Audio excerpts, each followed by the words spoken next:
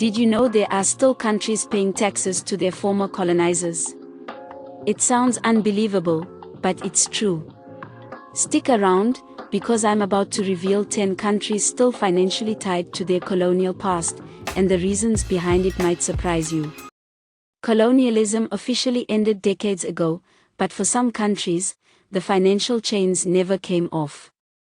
These nations are still paying colonial taxes or are tied to financial systems that disproportionately benefit their former colonizers. Here's the list. Number 1, Senegal. Senegal is part of the CFA Franc monetary system.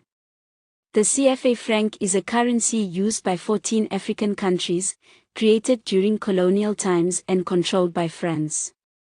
About 50% of their foreign reserves are held in France, giving France significant control over their economies. Number 2, Ivory Coast. Like Senegal, Ivory Coast uses the CFA franc. Critics say this currency keeps countries like Ivory Coast dependent on France, as France controls key decisions about the currency's value and reserves.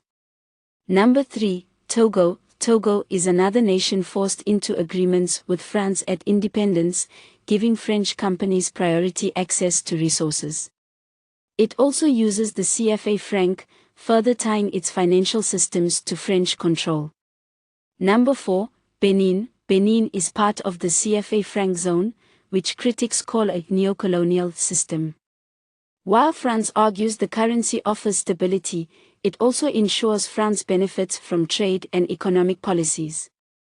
Number 5, Haiti. Haiti gained independence in 1804 but was forced to pay France 150 million francs as reparations for the loss of enslaved labor.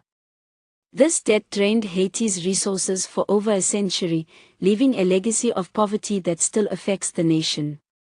Number 6, Burkina Faso. Burkina Faso, like many countries in West Africa, used to be tied to the CFA franc, which linked it to the French monetary system. But in recent years, Burkina Faso has taken a bold step in cutting ties with France and the CFA franc, making a significant move toward economic independence. Number 7, Mali. Mali was once part of the CFA franc zone, and its economy was closely controlled by France. However, in 2023, Mali also made the bold decision to break free from the CFA franc and sever its financial ties with France, a move that many see as a step towards reclaiming the country's economic sovereignty. Number 8. Niger. Niger, too, has long been bound by the CFA franc, with France benefiting from its resources. But in recent years, Niger has taken decisive action to break free from the CFA franc and cut off France's control over its economy. This is a huge victory for Niger and a positive step forward for the country's future. Number 9, Central African Republic, CAR. The CAR is part of the CFA franc zone and heavily reliant on France for trade and financial policies. Its natural resources, such as diamonds and timber, are often exploited under French-controlled agreements.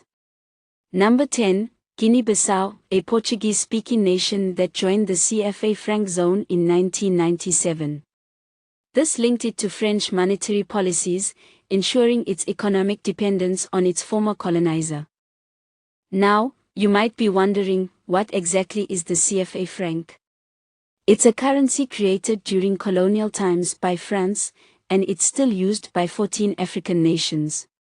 While it's promoted as a stable currency, the CFA franc gives France control over these countries' reserves and their economies, limiting their ability to grow independently. So, what do you think? Should the CFA franc system and colonial tax agreements finally end? Let me know your thoughts in the comments below. The good news is, countries like Mali, Burkina Faso, and Niger have already taken the important step of cutting ties with France and the CFA franc. Their decisions to move toward financial independence are a hopeful sign for Africa's future. Let's hope more countries follow their lead. If this shocked you, hit the like button and share this video with someone who needs to hear it. Don't forget to subscribe to African History Made Easy for more stories like this.